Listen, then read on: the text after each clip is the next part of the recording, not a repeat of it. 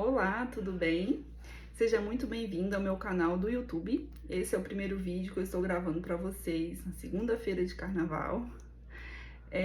O intuito do meu canal é compartilhar a minha história de vida com os estudos, né? E a minha história de uma pessoa que veio de uma família simples, humilde, pequenos agricultores, né? E hoje é auditora fiscal. Então, meu objetivo é compartilhar minha história de vida, minha experiência como terapeuta holística também. Agora eu também sou mãe, né? Então, o intuito do canal é esse, a gente tá trocando ideias. Acho que tudo que a gente aprende é muito importante a gente seguir adiante, né? Compartilhar para contribuir com a vida de outras pessoas, tá bom? Então, vou me apresentar, né? E começar a contar um pouquinho para vocês. Meu nome é Ana Paula Roveta. Eu sou natural da cidade de Conha, né? Uma cidade do interior do estado do Espírito Santo, com aproximadamente aí 12 mil habitantes, né? E eu morei em Iconha até os meus 33 anos, que foi quando eu saí e fui tomar posse como auditora fiscal da Receita do Distrito Federal, né? E aí eu fiquei em Brasília por 2 anos e depois eu vim e assumi como auditora fiscal da Cefaz Espírito Santo, que é o cargo que eu tô exercendo hoje, né? Desde 2024 e atualmente eu moro em Vitória, mas sempre que eu posso eu tô aqui em Conha. Inclusive tô gravando da minha casa daqui. Então, assim, gente, a minha jornada com os estudos sempre foi um pouquinho puxada desde criança. Por quê? Eu nasci, né, e morei numa comunidade rural chamada Jequitibá, uma comunidade rural muito pequena, né, até os meus 15 anos eu morei nessa comunidade.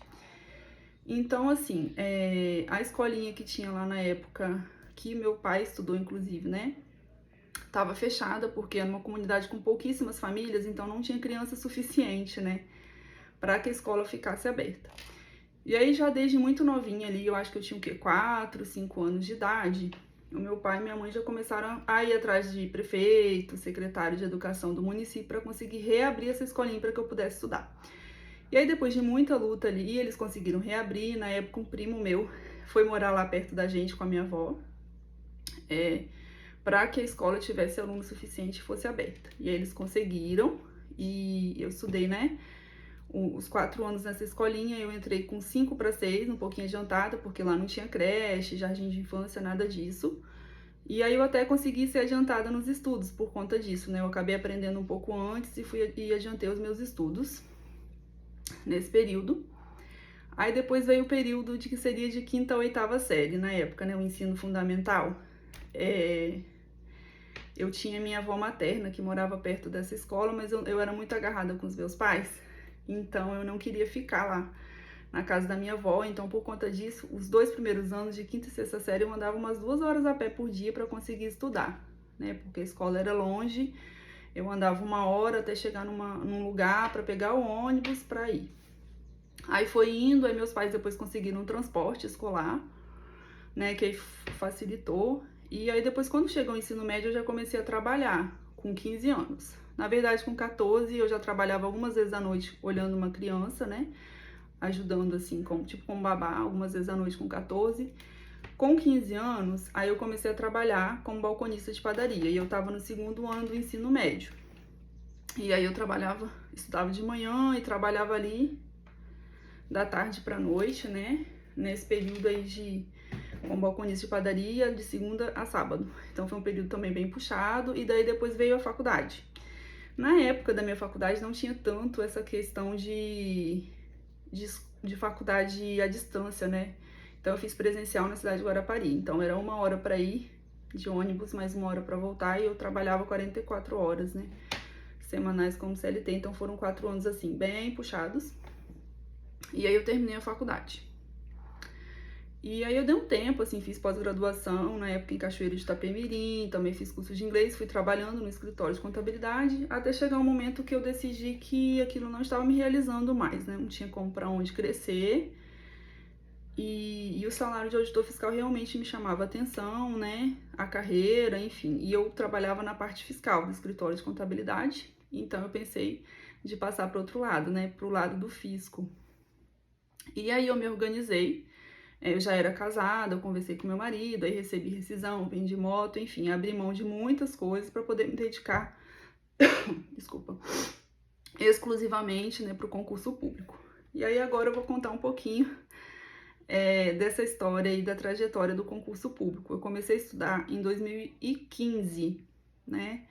Qual era o meu objetivo? Era estudar para a área bancária. Aí depois que eu passasse, né, entrasse nesse concurso de banco, eu passaria para começar a estudar para auditor fiscal. E aí eu estudei para o Banestes, logo que eu tinha saído do trabalho para estudar, saiu o edital do Banestes. Aí eu estudei, fiquei em 7º lugar, né, que na época era por região, só que era cadastro de reserva e não nomeou até hoje. E aí eu naquela época esperava sair da Caixa ou do Banco do Brasil, mas aí deu abril de 2016 e não saíram esses concursos e eu vi assim, eu não vou ficar perdendo muito tempo com isso, não é verdade?